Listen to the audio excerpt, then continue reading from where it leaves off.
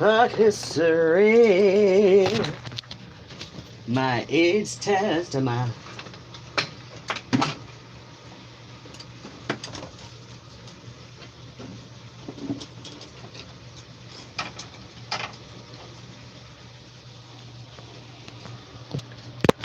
daily steps of my years of therapy.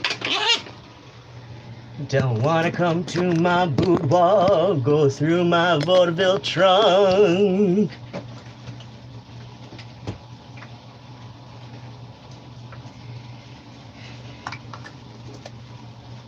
It don't matter if I'm clean and sober, or dirty and drunk. It don't matter if I'm kicking that gong around, or if I'm sick in the house. Knocking on the door, kicking that crazy ball. It don't matter if I change my hairdo to something he might like. It tells me you're a nice young man, but take a nice long hike. I get the picture. He won't take my call. He does not want me at all. You cannot not want me. You cannot not want me. You cannot not want me at all. This play I've composed cannot be closed. I can't have that curtain fall. But it does sit my bubble revez. Ruadhán idu I criso en 24 morn. Good morning, my strange people. How's your day been? I'm Ruadhán, and welcome to my spooky home.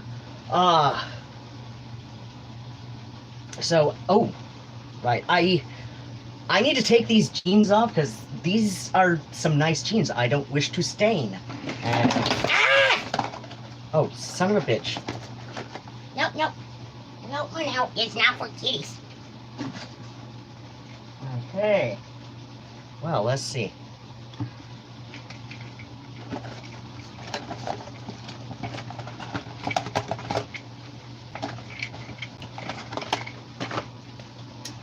Be right back. Hello? Yes, Dad.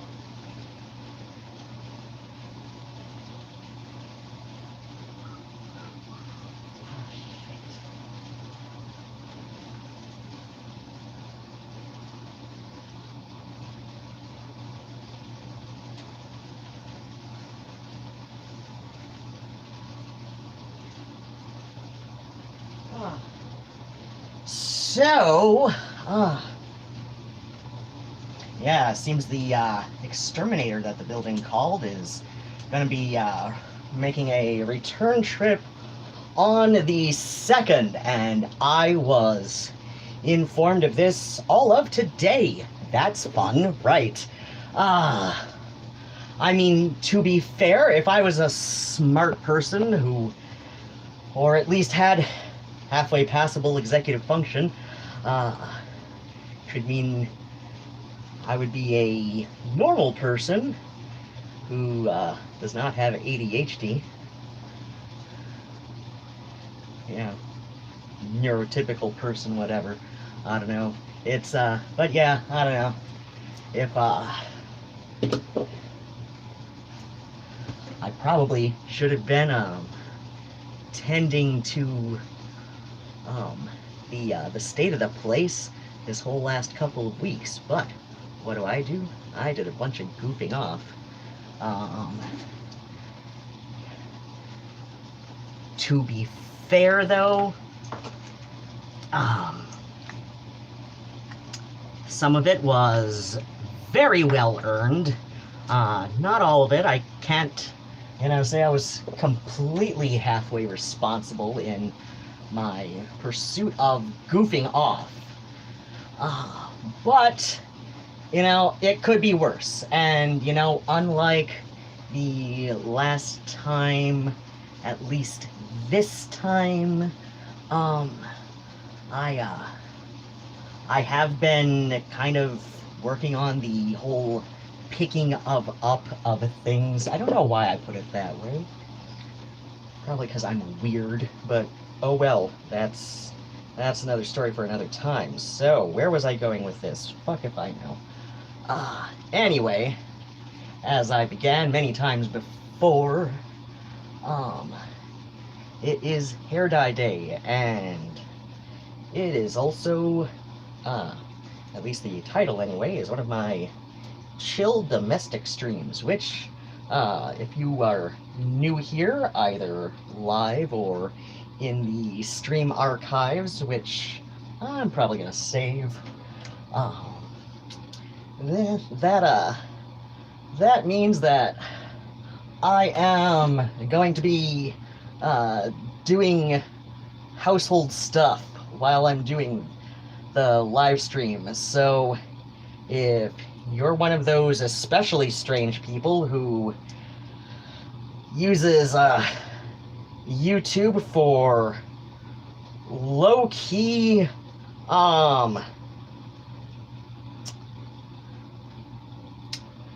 Michigan food assistance program material, which that is a thing that they call it. That is officially what the that is officially what Michigan DHS refers to the food stamps program as. It is the Food Assistance Program, parentheses, FAP. Parentheses, Michigan FAP. So yeah, if you're like one of those especially strange people who does that on YouTube for some reason, probably for reasons I said, like, you're an especially strange person. And believe me, I would know an especially strange person in that regard because, well, by the logic of takes one to know one, as a teenager in the 1990s, the Ken Russell film based on The Who's album Tommy was one of my excuses for spank material as a teenager in the 90s. Before the days of, well, before the days of such a wide proliferation of internet materials in that regard. Trying to keep it at least halfway advertiser friendly around here, because I would like to get paid more than $100 every 18 months. At least that goes my my current averages, I suppose, or potential average. I don't know. Yeah. Oh gosh, I've been trying to distract my my anger because in my case, this is one of those things where I'm angry about it because it has done some low-key trauma trigger flashbacks. Even, oh gosh, yeah. If you are unfamiliar, there was a if you are unawares, and I don't know why anybody watching my nonsense would be unawares, because this is a pretty widely known occurrence in the YouTube sphere right now. Yeah, widely known occurrence. That's what I said, right? Yes, I think so. Yeah, the whole Jimmy Snow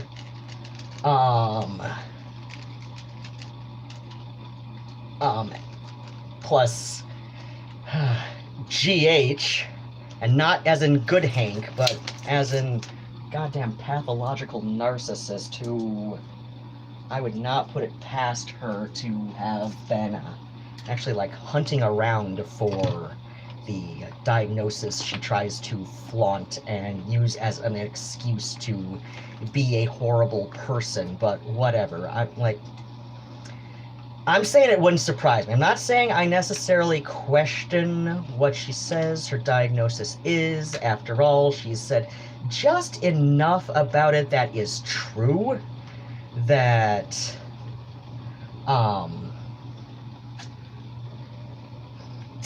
it is just as likely that it is, but at the same time, I've certainly known some people, let me tell you, internet, to recycle an old LiveJournal era meme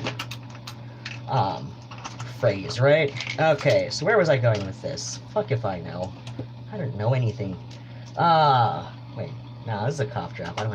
Why am I picking shit up? I don't know, because I should be picking shit up, but at the same time, I should have dyed my hair. I should have touched up my hair color a good, like, 3-4 weeks ago. Like, that's my general schedule. It's like first or second week of the month.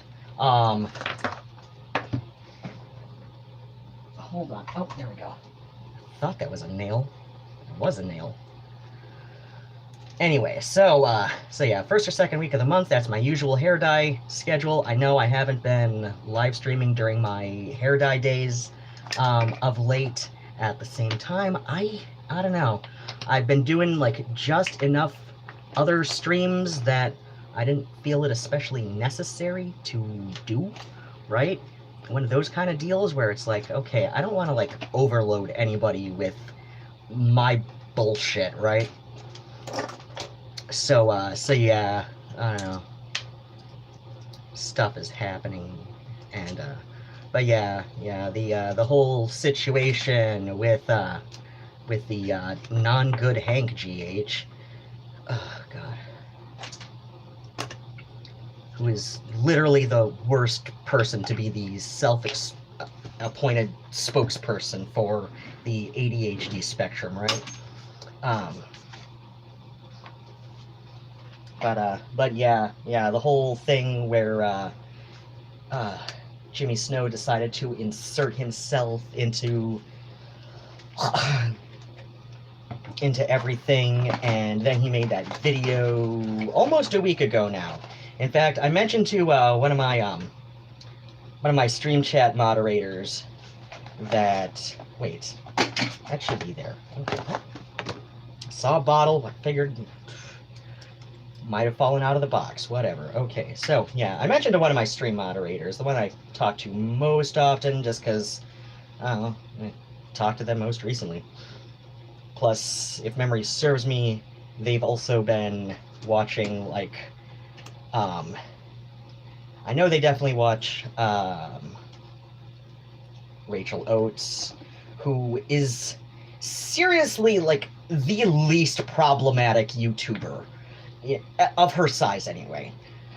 Like seriously, like, yes, as Snow said in his video, yes, she has indeed been the victim of a harassment campaign herself, but, and I'm gonna get to this in the video I already threatened people with, because, I'm gonna touch on it very briefly, because, you know, if you know anything about that, you know, at least as much as I know about that, which, you know, I wasn't following it especially closely as it was happening, just because there was a lot of crap going on in my life around that time.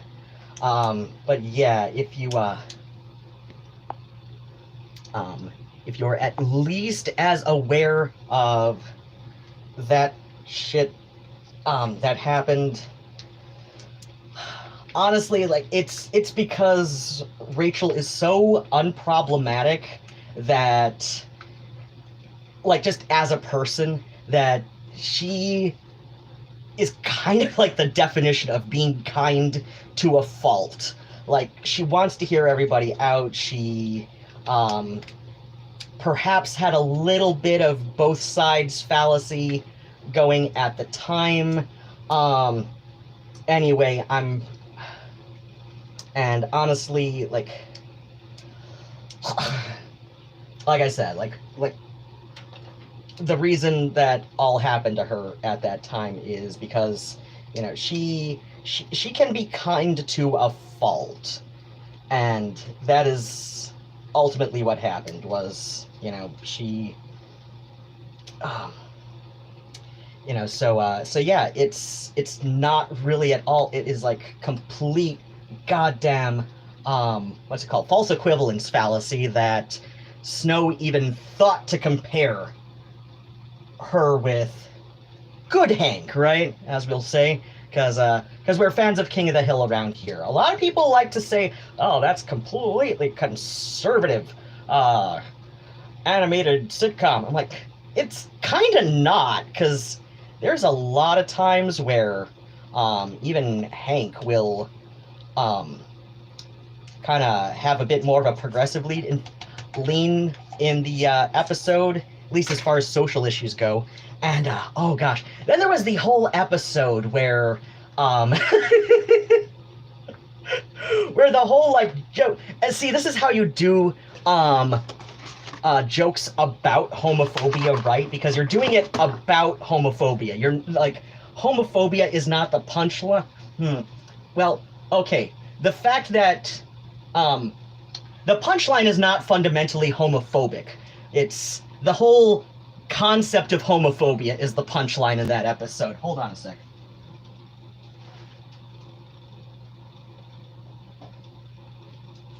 But yeah, like the episode where Dale at the end learns his dad is gay and was in the closet for years and thought this was going to, you know, thought this would cause like a huge problem in their relationship. Or at least, you know, he thought it was going to be a bigger problem than, you know, the whole real deal, you know, or at least the whole thing he caused, in, you know, the whole thing he did in an effort to sort of, no, wait, was that even the thing? I don't know, but yeah. Anyway, like the whole joke was that, like, people thought Dale was going to be homophobic about, you know, his dad being gay, but but it turned out that wasn't the problem. Like, the problem was Dale thought his dad, Bug, I think, had made a move on Dale's wife on their wedding day at their reception, but but yeah, no, Bug was like, you know, but yeah, when Bug finally came out as gay. Oh. And of course there's this whole, like, little, like, mini arc in there where Dale assumes that his dad must be an FBI or CIA agent, which is, you know, some of the more character-based humor in the show, because, you know, that's what a lot of the humor on that show was, because it was the 1990s, right? Anyway, so yeah, like I said, that's the concept of homophobia was the joke, like, you know, was the punchline. The punchline wasn't fundamentally homophobic, right? And that's how you do those kinds of jokes. Cause yeah, if it was like a truly socially conservative show, you know, the punchline would have been fundamentally homophobic. I mean, yes, did they lean on a bunch of gay stereotypes? Well, it was like 1999, right? It wasn't... the progress for gays was not where it is today. So, yeah, at the same time, it's a very well-liked episode amongst the LGBT community, because the joke wasn't... while, yes, these stereotypes were included, like, they include a number of stereotypes about all sorts of people from small towns in Texas to begin with, and just, like I said, like, just to start, like, they do kind of lean on gentle stereotyping a lot in their writing, but it's more of a laugh with rather than laugh at. In fact, a friend of mine grew up in a small town outside Corpus Christi herself, and said that, like, even before this was on their Wikipedia page for King of the Hill, I knew just from talking to her that Mike Judge would send writers during their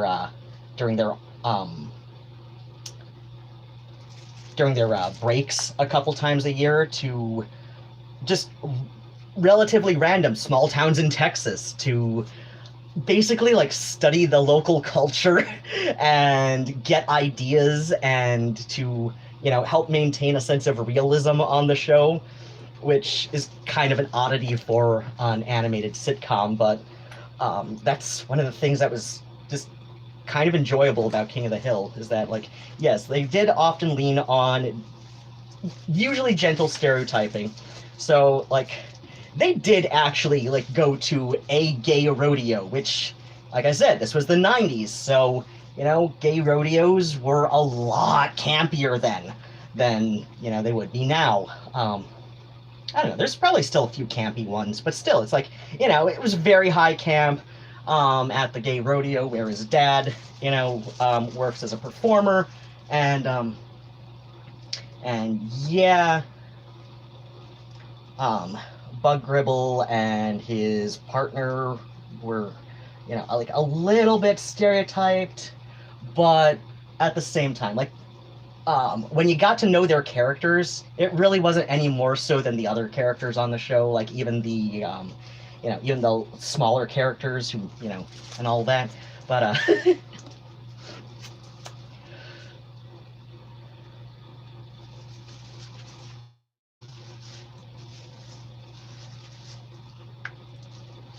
So, where was I going with this? Something brought up King of the Hill, brought up, all right, yeah, Rachel Oates. This thing, because Jimmy Snow had to go, and I am still going to do the scripted video. I'm about halfway-ish through the script I've been kind of farting around with for the last couple of days, because it's been weighing on me that hard, and the reason it has is because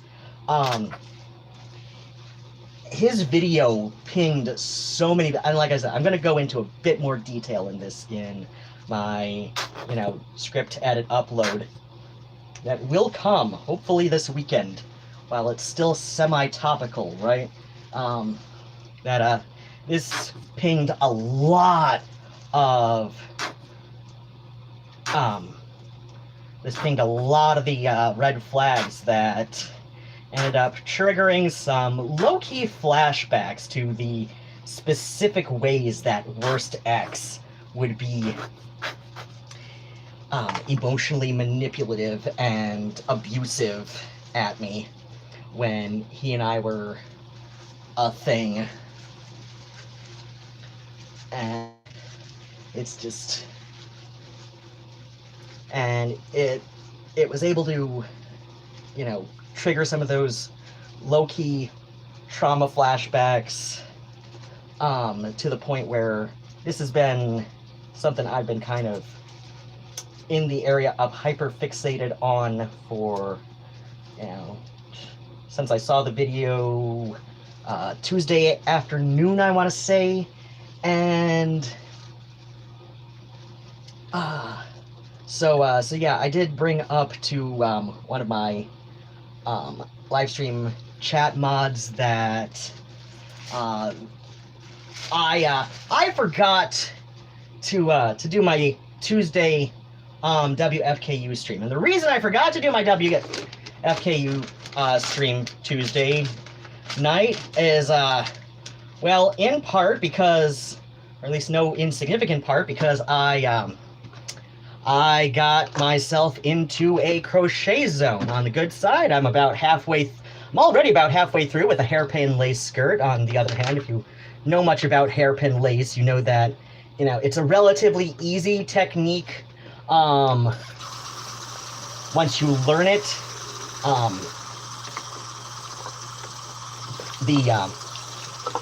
where it can get difficult for people, or or at least, like, I see people get frustrated with hairpin lace patterns a bit, at least on the various, like, internet crochet groups I've been in over the years. And I can understand why some people find hairpin lace patterns kind of frustrating, because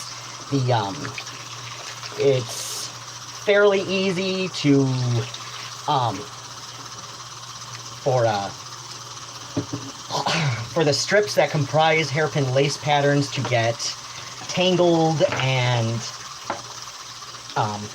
twisted around and all of that. So it's like a game of, like, Othello. And I say Othello rather than chess because, well, relatively speaking, there's like 2 steps to learning how to play Othello, right? But it can get very frustrating. like it says on the box, right? A minute to learn, a lifetime to masters. I think the same goes for hairpin lace. Like, you only need to remember 2 steps, which is first a single crochet stitch, which is like one of the first stitches most people learn after chain, right? And the next is flip. So stitch and flip, then stitch and flip, like that, right? And there are 2 steps to an Othello move, which is place and flip. Place and flip. Yeah, it is a very apt comparison, right? So, yeah, place and flip, right? For Othello. But, like I said, like as it says on the Othello game box, a minute to learn, a lifetime to master. And so I see some people getting very frustrated with, what's it called? Hairpin lace patterns, just because the whole part of,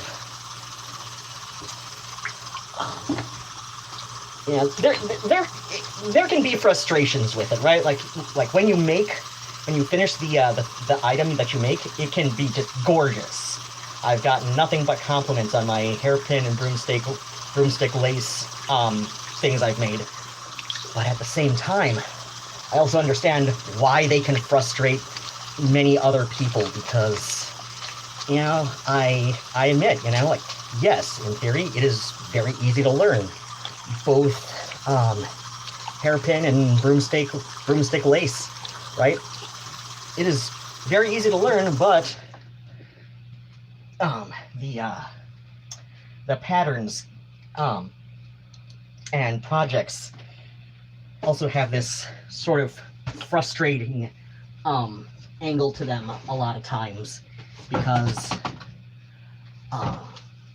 one of those, I don't know, not sure exactly how to phrase it, but oh, okay, so wait. Okay. I'm looking for my, where is it this? No, this is the other thing. Okay, please don't tell me that it is, oh, never mind, there it is. Okay, sweet. Okay, this is the color wiper thing. Oh, it's been a while since the sink's been relatively cleaned up. I'm gonna get to the, I'm gonna catch up on the chat in a second here. I just gotta.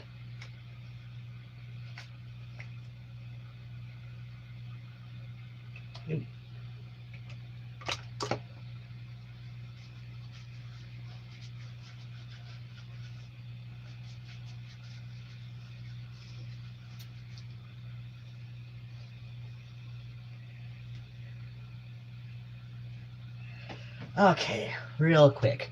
Chat catch up. Oh, hey, it's Raven here. Who is all here? So far, you're the only person I've noticed on tonight, because I haven't, this was not a scheduled stream. I'm doing well enough. Raven bought some fabric, but boyfriend doesn't know. Nice. Yeah, oh gosh. Yeah, I'm doing well enough, all things considered. It's just the whole, like, the Jimmy Snow thing is just, like, okay, like I said, I'm gonna go into a bit more detail. I'm gonna make it sound a lot more polished, hopefully, anyway. In the, you know, script edit upload video, right? But yeah, that trip to, like, all of, like, just the wrong, or maybe just the right. Like, if somebody, like, if this was, you know, somebody's goal was to, trip up those trauma triggers of mine, then job well done. I doubt that was Jimmy Snow's goal, since I don't know him personally. But yeah. He is the worst, and I find comfort in knowing that I'm not the only person who thinks this after that smarmy-ass video of his that he did, where he thinks he's somehow making Rachel Oates look bad, even though, you know, adding the context of the DM chat logs he decided to read aloud to everybody, like, that really, like, it didn't add anything that Rachel hadn't already said, right? It didn't, yeah, and the person that actually ended up making look bad was himself. I mean, at the same time, I also feel like, you know, okay, I kinda got a bit bored with his videos little over a year ago. Just because I was seeing some hints from him, and he'd been very, vocal in a couple of them at that time about how he, does not enjoy being angry, he does not think it's a good feeling to feel, and so I was just like, oh gosh, he's like still deep in that that uniquely Mormon brand of toxic positivity, right? I mean, I'm not saying other people don't do that whilst being not Mormon, but I'm saying it's especially common. So, I mean, I guess technically not, you know, uniquely Mormon, but still, it's like, I see this more with Mormons than I do with many other people who display toxically positive behaviors and attitudes, right? I know Jessica something, the deaf lesbian, right?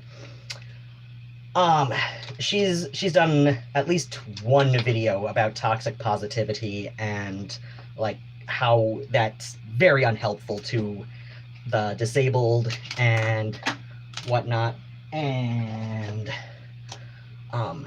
but yeah, like, Mormons are all about, like, just, especially in front of those they see as outsiders, as in they are not part of the LDS church. But yeah, they are all about, like, just being very emotionally repressed, especially in regards to anger. And this is one of the ways that Worst X loved to manipulate me. Like, he would allow himself to be angry, but he would always frame it as like, oh, I'm not angry, I'm just frustrated. I'm like, which, dear, is a form of anger. But, you know, and then it would be like, and then he'd, like, try and make me feel like I was the abuser and the manipulator in that argument, and I would, you know, be on the floor crying, like, sitting on the floor near fetal crying, because, you know, this goddamn bona fide, like, diagnosed as narcissistic personality disorder, like, you know, You just go off on me and make me feel like I'm the bad guy. This, like, all this goddamn manipulative gaslighting, classic gaslighting maneuvers, right? And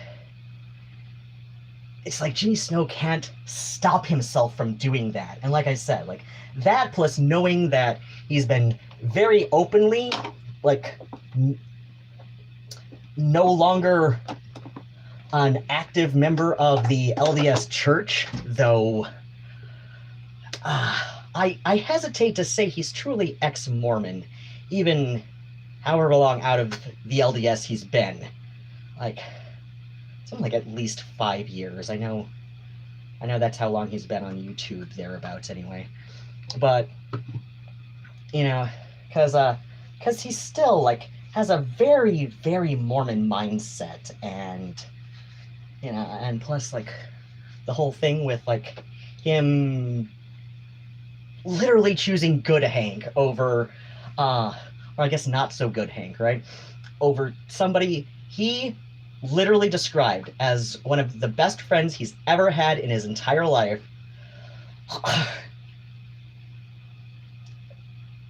After first, at the beginning of this video, insisting that this was going to make Rachel Oates look bad, which it did not.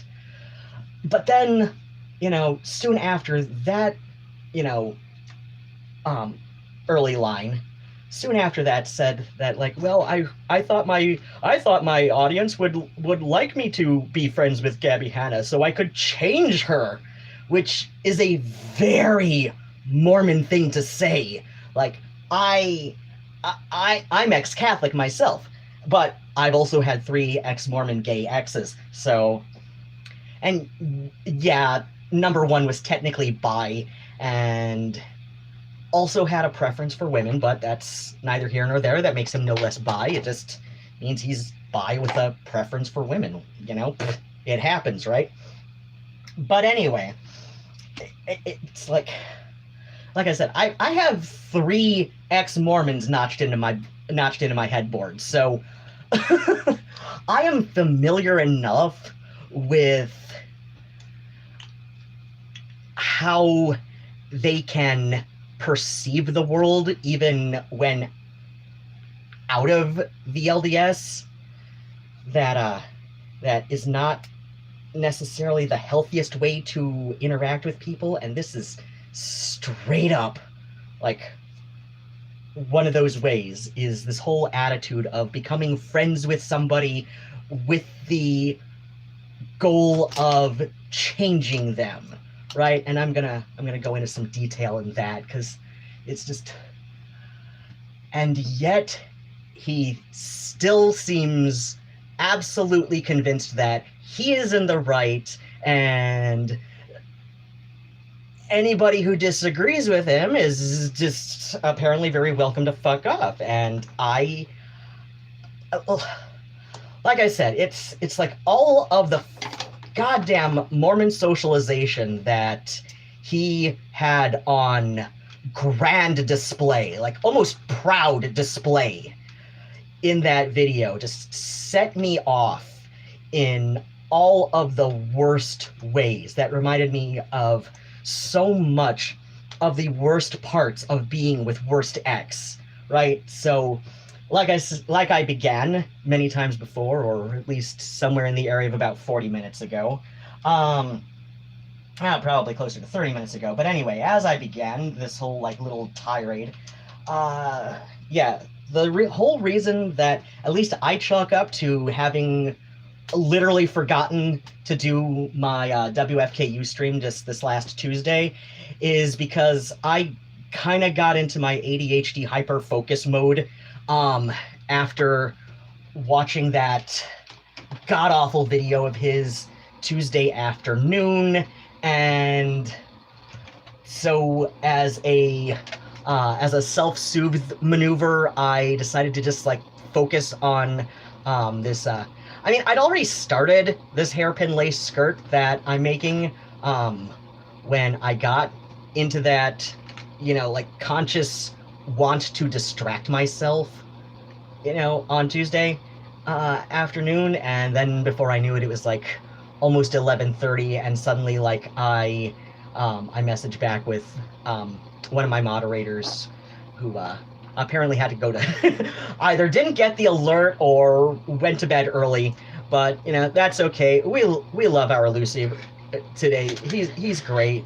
He's he's one of my boys, right? So but yeah, it's just I suddenly messaged Luce for like almost 11:30 Tuesday night. I'm like, shit, was today Tuesday?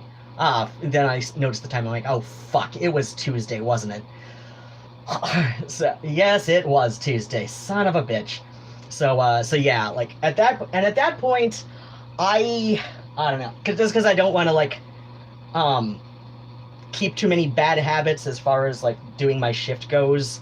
I was just like, yeah, if it gets to about that time and I still haven't yet started my show yet, I'm just like, fuck it. I'll just like, if questioned about it by station management, I will just like say I needed a sudden emergency mental health day, and I will do my best to remember to like clue somebody in next time, right? So which is literally what happened that day. So okay, let's okay, Raven, bless him.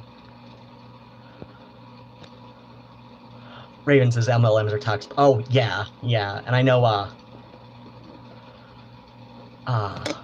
Raven, oh, I know exactly which, right, like as far as like the whole like ex-Mormon baggage and all of that, right? I think that's where I was talking with that part. So yeah.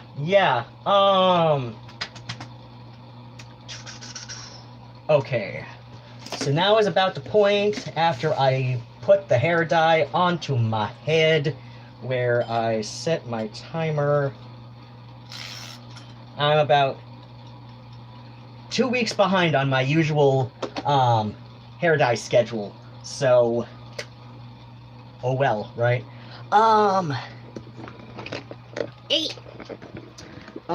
Let's see. I know I'm almost finished picking up in the bathroom, but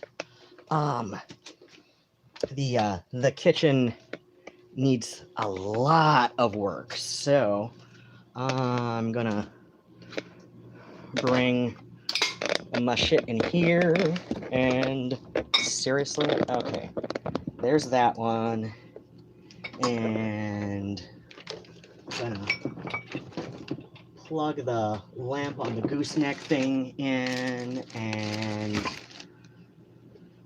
okay,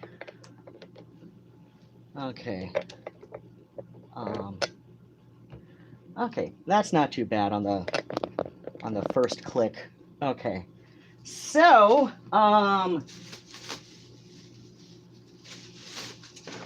what was I starting? Oh, you know what?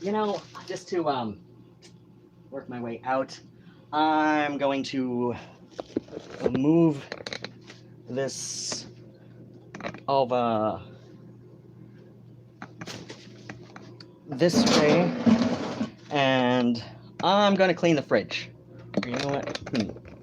Well, here, no, it seemed like a good idea for like a minute.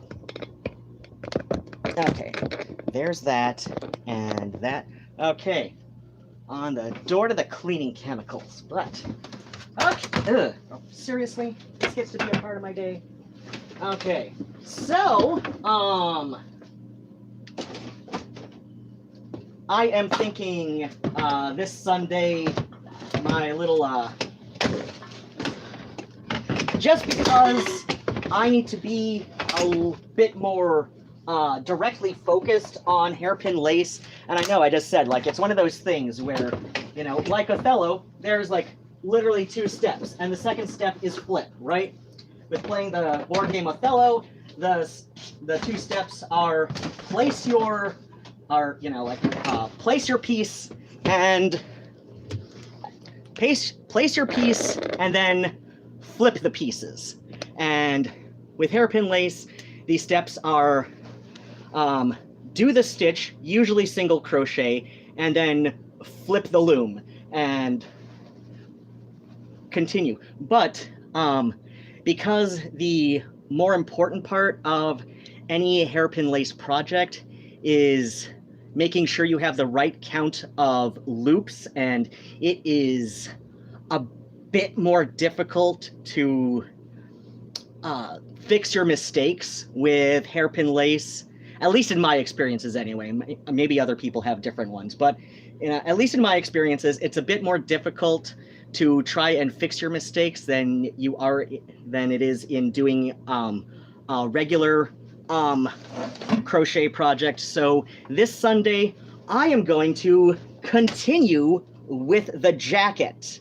In fact, I've got to a point with the jacket. I'm going to focus the light in this direction just so we see a bit more. Like, I don't know if anybody remembers like how dark the indigo on this was to start, but I have like nearly stripped the indigo out of this. I almost feel bad about like how much I put this poor jacket through for little niece, but oh well, right? Okay, gotta focus that away from me, or migraines are very likely to happen. Anyway, so yeah, the jacket. So I figure, well, because of all of that I've had to do to it, I've got a couple of rust spots. The RIT color remover also promises to take care of rust spots. Okay, the most prominent ones are on that sleeve, it seems, but still, you know, so I know it's not especially effective with at least the color this denim jacket started out as, but oh my gosh, this is gonna be so cute. She's gonna love it. Hope she loves it. I mean, it's for me. My sister said that I could probably, like, you know, just like give her a couple half-assed dishcloths made from you know, like made from scraps, made from yarn scraps, and she'd probably love it. I'm like, Ruby, don't like, don't like, oh my gosh, like, please don't talk me up too much to this kid, because eventually she's going to realize how lame I am, and and that's when, what the hell is this? Oh, this was ginger. Still smells good. Oh, you know what? I can probably still grate it okay. I mean, it's very dry, but yeah, I'm just like, oh, Ruby, please don't like, please, like, don't like set this child's expectations, you know, for me too high, and you know, all that. Just like, oh gosh, I hope that, you know, she doesn't maintain high expectations of me. Or of course, then again, you know, I'm not the parental figure in her life, so, you know, I'm a cool adult that she's related to. I'm her mom's brother. So, I mean, I guess I'm gonna be like slightly cooler by default, but at the same time, I'm gonna take great joy in doing all sorts of little embarrassing, like, parental type stuff, like, you know, like if she comes and visits when you know, as a teenager and all that. Do I trust this?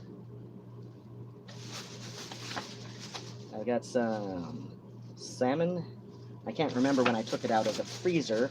At the same time, the vacuum seems uncompromised. Well, I will know.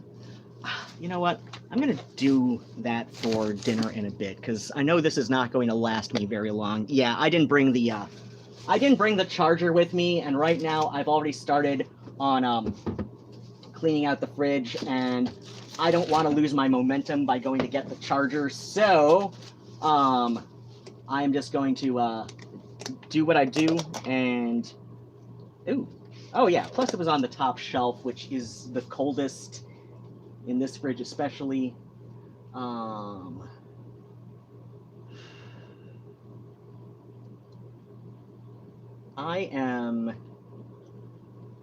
I am never sure if I can trust plant-based yogurts as much as I can trust dairy yogurts. Ooh. Oh, I definitely know that wait, this is frozen. Okay. So I might be able to trust this fresh ball mozzarella still. Okay. Because it's been way in the bag, meaning it's frozen. Oh, these mushrooms are relatively frozen. Okay. So,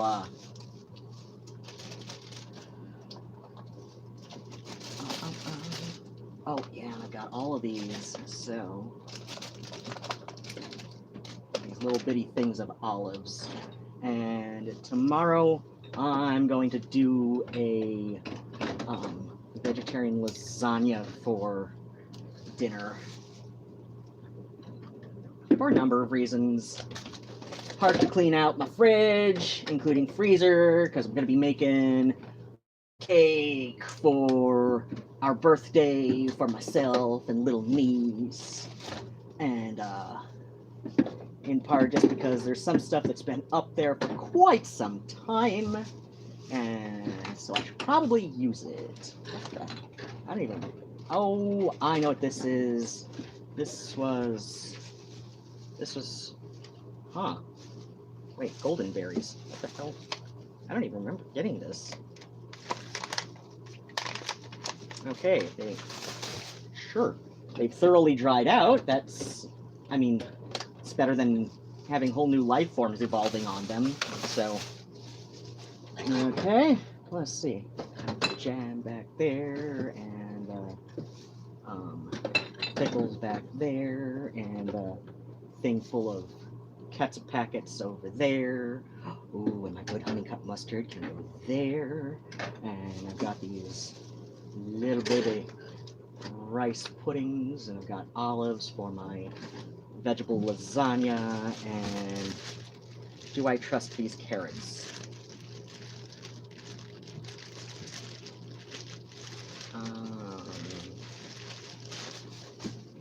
Ooh.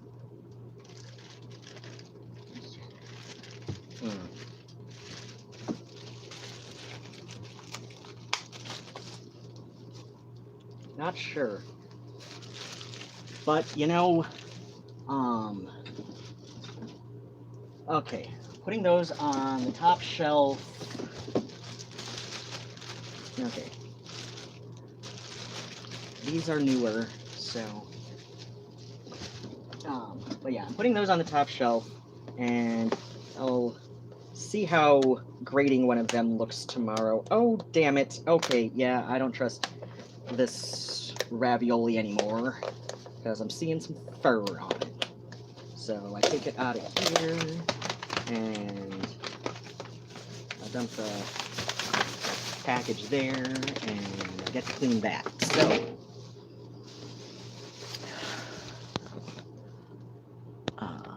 Raven just looked up what hairpin lace was, and no thank you, LOL, looks really hard. Beautiful, but hard. It's really not. It's really not. Like I said, like my comparison to Othello, you know, the board game, you know, where you place your token, like, you know, your game piece, and you flip a game piece, and then the opponent places a game piece and flips a game piece, and flips the game pieces, right? You know, same principle, especially because, like, the second step is also, you know, after you do thing, you flip the thing, right? But yeah, it's the thing that I hear from people is most frustrating about hairpin lace stuff is getting the number of loops correct. You know, is like having the right number of loops when you've done the project. Oh, that's right. This is that sorbet slurry that. Oh shit. Oh, please still be. No. I don't remember how long this has been out.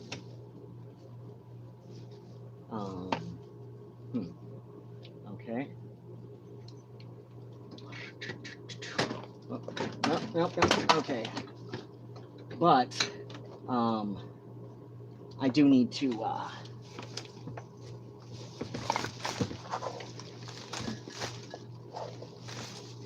if I do trust it tomorrow after I get back from whatever chores I need to do tomorrow, if I do decide I trust it, then I need to get more ice because, yeah.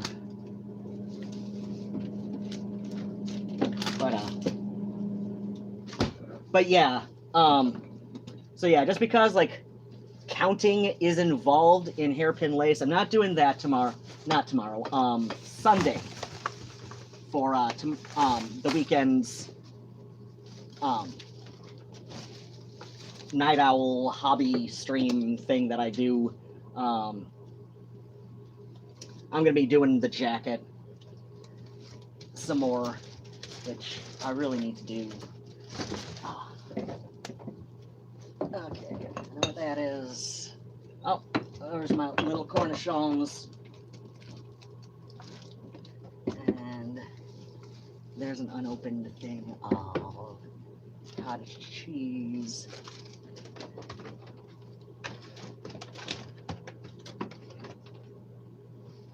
Seriously?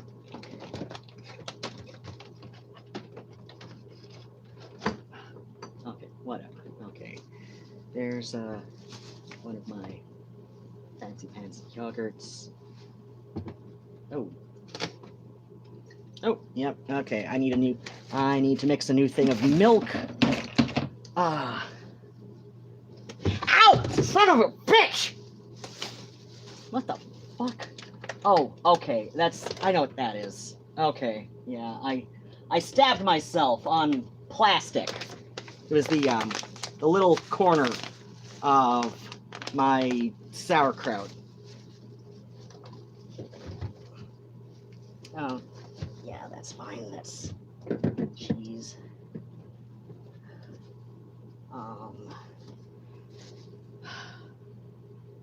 Again,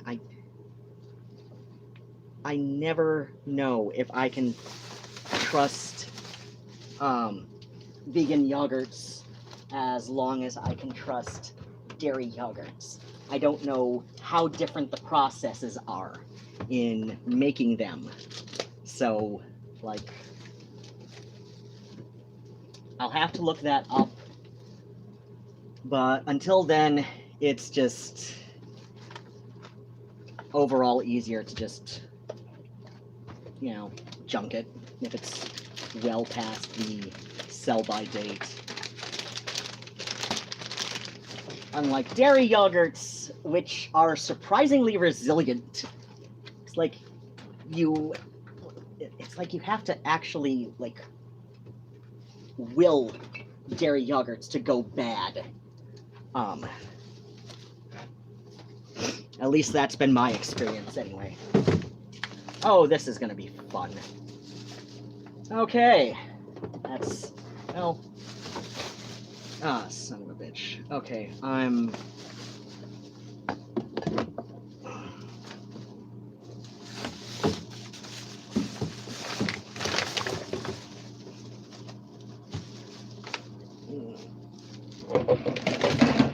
okay.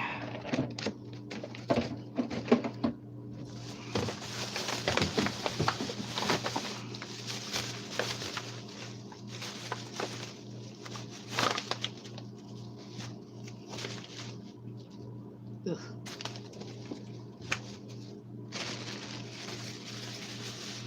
On the good side, those refrigerator organizer container things that I got from Target either beginning of this month or sometime last month. I don't remember. Those make dealing with the crisper a lot easier when it's been this long since I cleaned my fridge. Which makes me feel like I fail at adulthood on so many levels, but, you know, knowing what other people's refrigerators have looked like, not just from people's YouTube videos, but from, like, people I've known personally, I'm like, I have definitely seen worse. I have definitely seen worse. I have yet to produce the filthiest fridge in the world I've ever seen, which I guess, you know, is a point in my favor, depending on, you know, I mean, granted, that's also, like, a fairly low bar with some of the people I've known.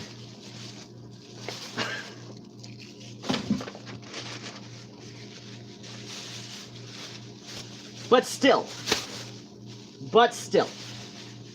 the important part is, it is not the worst that I have personally seen. That is the important part. That is my overall point. Now, if you want to know why I'm tucking some of these aside, it's because they have some small holes in them, but not so big that they're unusable. And I am one of those weirdos who cuts up plastic bags and into strips and crochets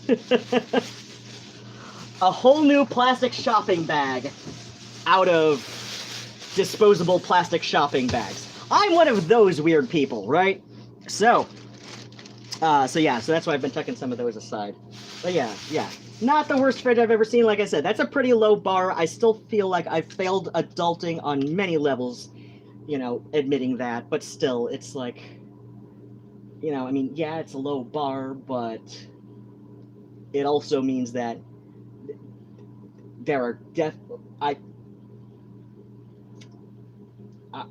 this is overall not... Overall, I'm doing better than some people I've known, so...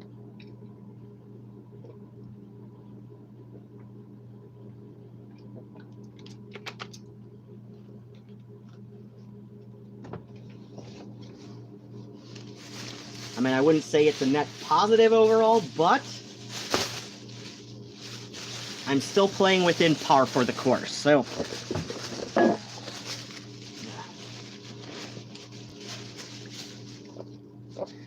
This is going to make my fridge sound very disgusting.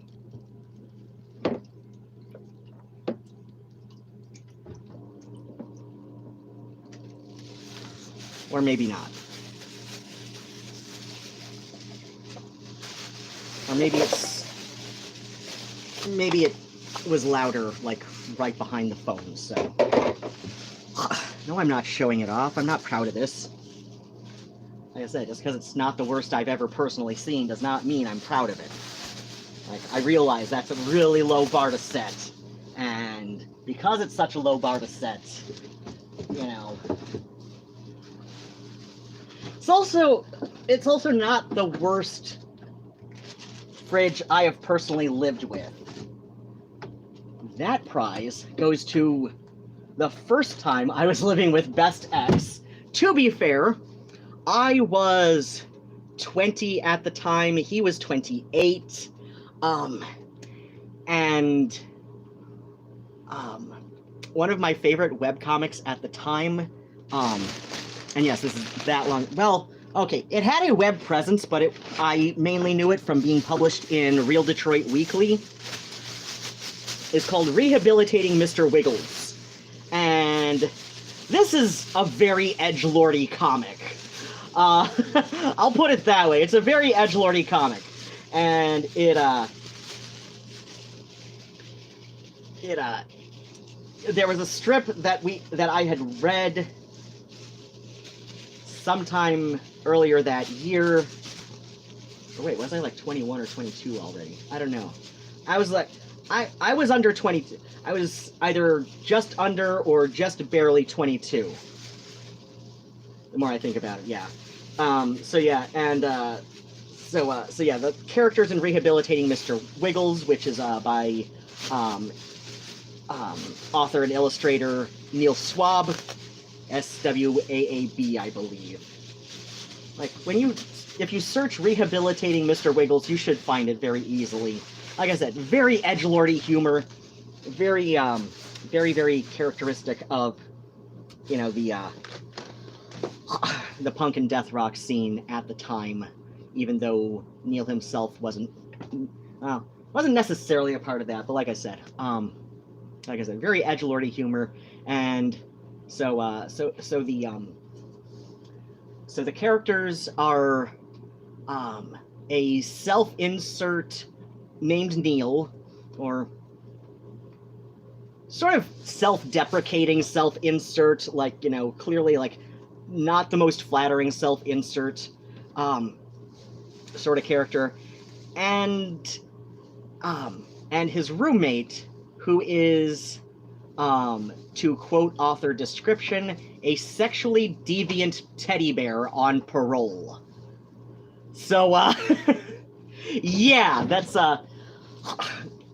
there's a lot of very crass, very uncouth jokes, and like I said, very edgelordy humor. But there's this one strip from oh wait, no, I think that strip came like just after Best X and I were cleaning the fridge and discovered what we ended up referring to as the Milk Project, TM. Well, no, Milk TM Project, but project was also, like, began with a capital P, right? Like, we were just like, how long has this gallon of milk been in here?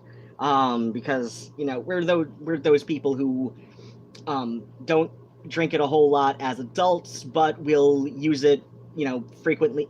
We'll use it enough in cooking to oftentimes justify to ourselves buying a whole gallon. This was, of course, not one of those times, and I think we'd gotten...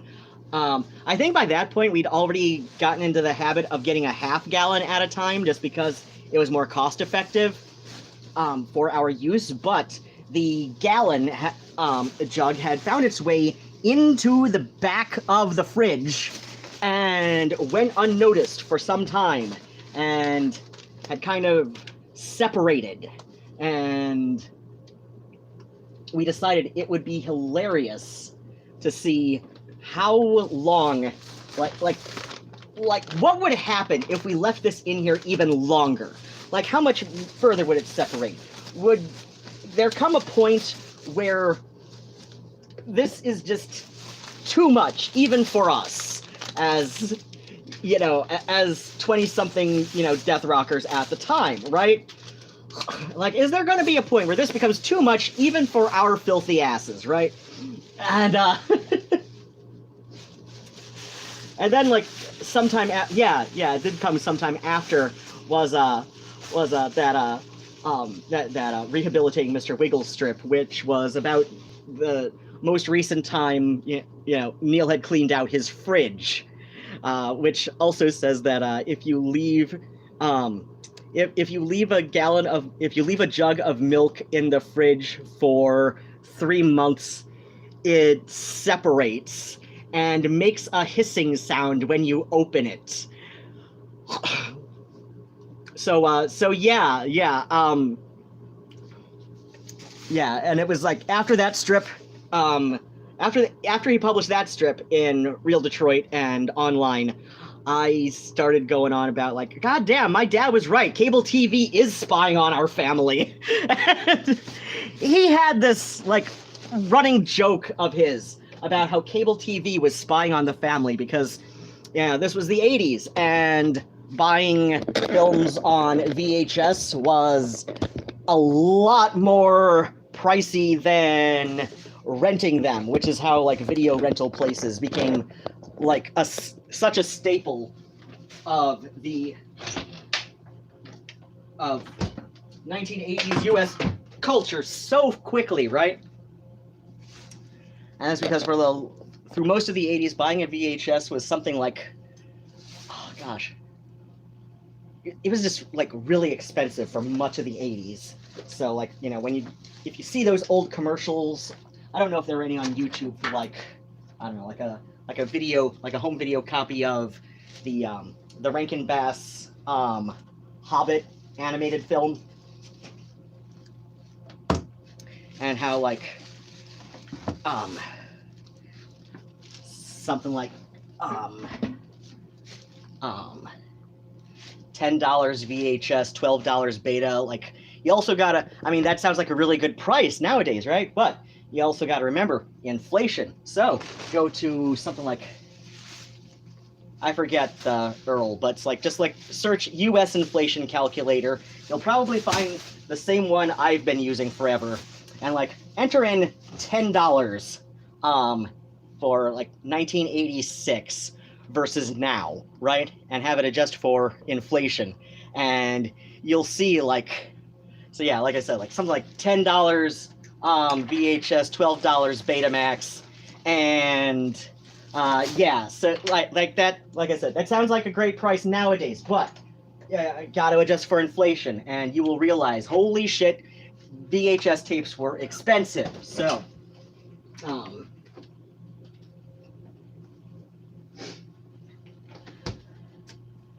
and like a lot of times those video, like, you know, when they'd advertise like, you know, buy a video mail order through these commercials, a lot of times those were actually pretty decent deals on a movie.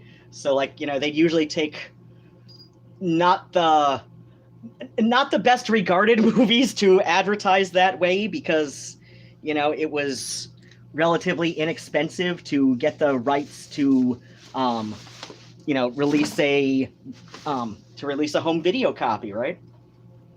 So so yeah, that was a thing, and that's why that was kind of a thing, is because, you know,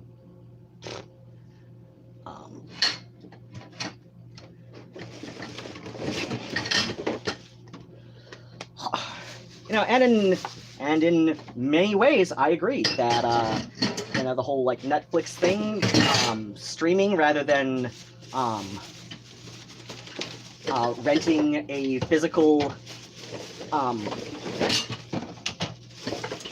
rather than like renting a physical media film, this is in many ways superior because of the whole fact that you don't have to worry about the whole thing with you know, the store running out of, you know, the number of copies to, you know, like, so that, you know, you know, you don't have to go, you know, you don't go into the store and have to worry about the you know, if they're going to have enough copies for you to get one by the time you get there. And, you know, if they are already out, you don't have to worry about asking to be on some kind of wait list, which some places did. Oh, okay, this is garbage, because that's got the sludge on it. Oh, you know.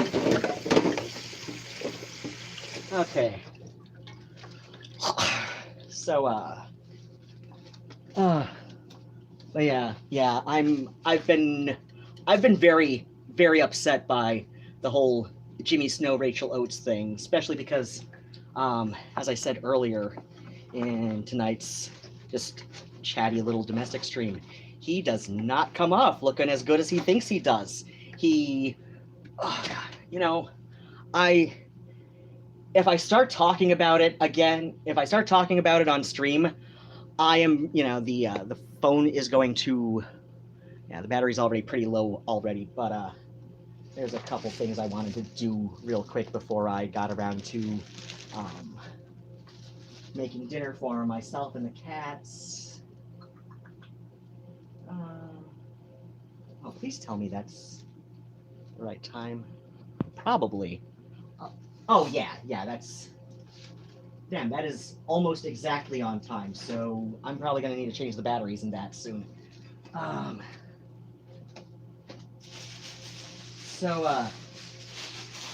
the reason I say that because, like, that's almost exactly on time, it's like 2 minutes fast. And for those unaware, I like to run my clocks and watches The analog ones, you know, the ones that like aren't hooked up to the internet to keep the time and all that. I like to have them running about 5 minutes fast, or at least up to 5 minutes fast, because that way, if I'm in a hurry, even though I always remember that I set it fast, I can never remember exactly how I can never remember exactly how much faster it's set from the current time. So, you know, I just know it's set ahead. So, so yeah, that's a thing. So yeah, if it's running only 2 minutes fast, that means that the batteries are probably running low. Meaning I'm probably going to have to replace them soon.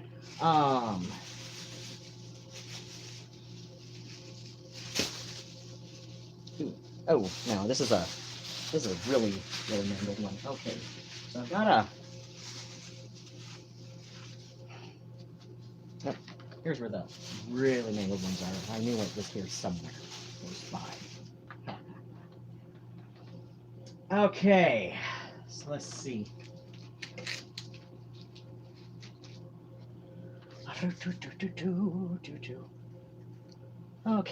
Okay. So, you know what? Seriously? This is what we're doing today? Oh, you son of a bitch. Ugh! Okay, look. Stop it. Stop it. Oh, shit.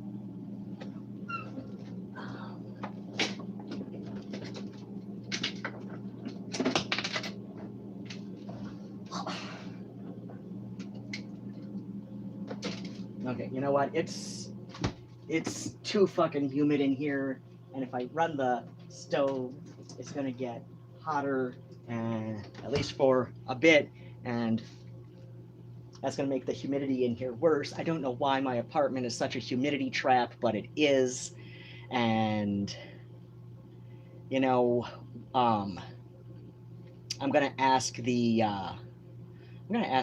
tenants union for advice on how to bring up this sort of thing to the landlord, because I love this block building that we're in, but the design is not especially efficient, and plus with the age of the building and how it's settled, that's probably contributed to some of the old building quirks it's got. Like I said, I love the building.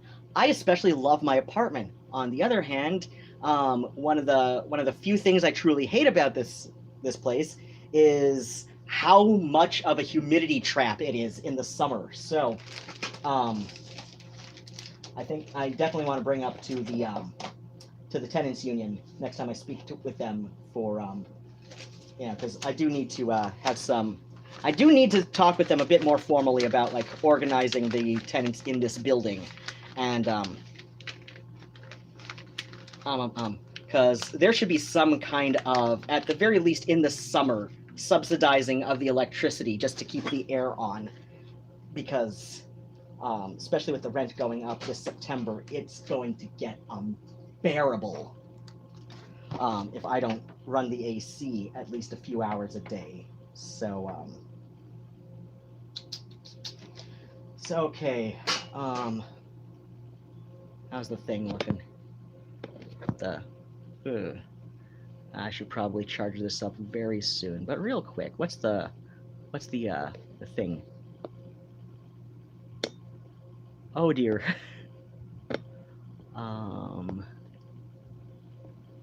Oh, I missed some.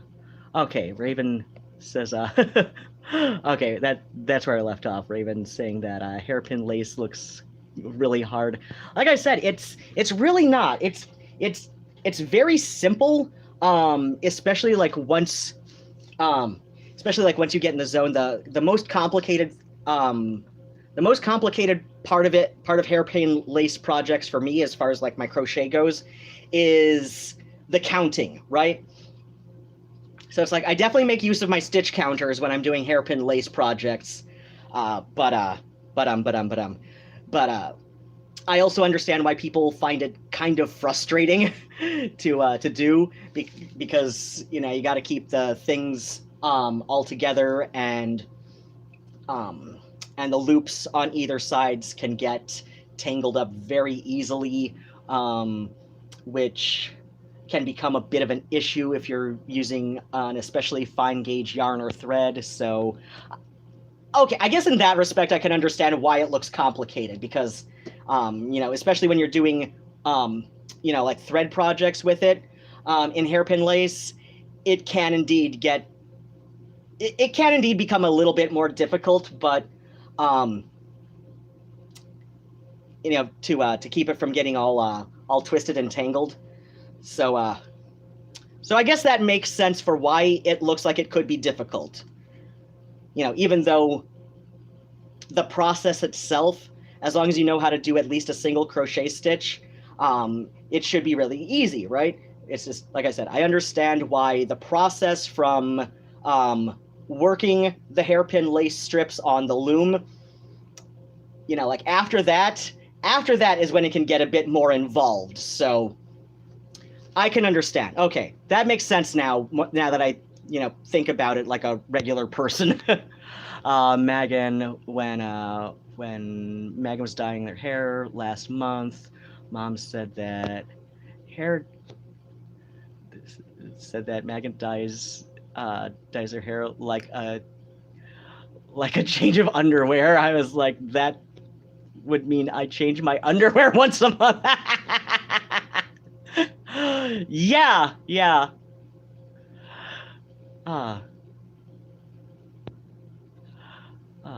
Oh, and Raven's gone to bed, and I missed it.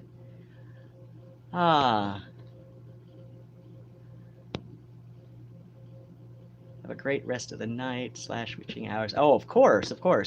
Megan says, have seen videos of people tying rope around a spoiled gallon of milk and then opening the top and it explodes. Oh, I have not, but, yeah, Best X and I, it did not get to that point. It did not get to that point.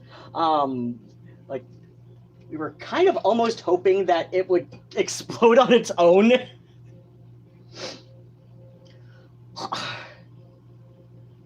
Oh, okay, the timer for my dye just went off, so, yeah, this is a good point to wrap up, I think, because, yeah, I would like to, rinse out my, oh my gosh, and Siska just came on! Oh, and I was just wrapping up, too. I was just, like, venting a little bit at first, and then I cleaned my fridge, and it was actually, like, a lot better than I thought it was going to be, so that's good. Hey, I'm adulting a little bit better this month, right? But yeah, now the timer went off for my hair dye, so I'm gonna go end the stream and go do that. So oh, I'm glad you're okay with that, Siska. So yeah, like however long it takes for YouTube to archive this, you know, it'll all be available then, and you can all get caught up. So like I said, I was venting at the beginning, and then I cleaned my fridge, and yeah, venting at the beginning when I was doing the dye onto the head part of this, and then clean the fridge. And now I'm gonna go rinse out the dye, do my evening shower, and you know what? After I mix myself a new pint of milk, I'm gonna make this this Annie's Organics with the Rabbit of Approval, this cheesy rice, this pizza flavored cheesy rice. Cooking instructions: lightly toast rice in 2 tablespoons butter for about 2 minutes on stovetop in medium saucepan. Okay, got all of that. Add 2.5 cups water and seasoning and mix well until there are no clumps. Bring to boil. Simmer uncovered for 20 minutes. Remove from heat. Stir well. Okay, don't even need to mix milk for this. All right, sounds great. Okay. So yeah, I'm doing this because It's I mean, it's all on the stovetop, so the heat is, at least the steamy parts are easily sucked up by the fan and all of that, and it's less hot than running the oven. And it was raining a lot today. I was hoping to take some stuff to one of the open air food pantries after I got back from Kroger, but yeah, it just spent a lot of time going off and on with the raining. So yeah, as always, thanks so much for spending any amount of time with me this evening, watching this, especially if you were on live. I'm so grateful for that, honestly. As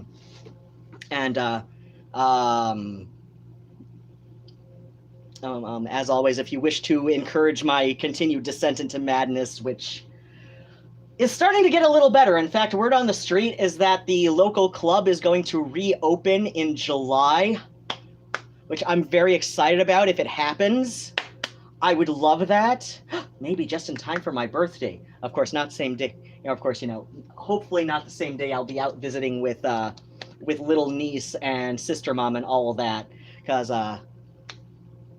yeah, I'm also bringing sister mama some gifts for her birthday, which I could not afford to post them out in the mail, and plus, like, one of them is like one of my orchids sprout off babies. Like, I'm like, I don't even know what I'm doing, right? I get people like complain. I see people who will complain about like how they'll even get those little like hothouse orchids for like $10 at the grocery store, and they can't even keep them alive, even though they follow the directions exactly, and yet it's like, I will literally forget to add a handful of ice cubes to my orchids for weeks at a time, and then like think I'm overwatering them when I go in and water my other plants as well, and then it's like at least once a year one of them will like shoot off a baby, and I'm like, I don't know what I'm doing or what. I wish I had advice.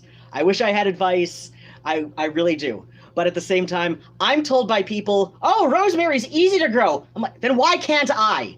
I can't even keep it alive. I'll get seedlings, like the ones that, they sell in the little like starter pots, right? At the little starter flats at the store and all that. I'll get those, and I can't even keep them alive. I'm told by people, oh, just treat it like it's a succulent. I'm like, I do. I treat it like I neglect it more than I neglect my succulents, and yet it can't stay alive more than 2 weeks with me. I don't understand.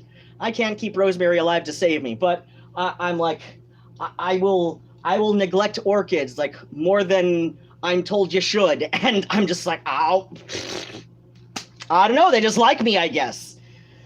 Then again, look up, do an image search for orchid rhizotubers, if you haven't. And that's RHIZOTUBER, because they are named after a part of the apparently male anatomy, and it's a very the rhizotuber bears a very unsubtle resemblance to said.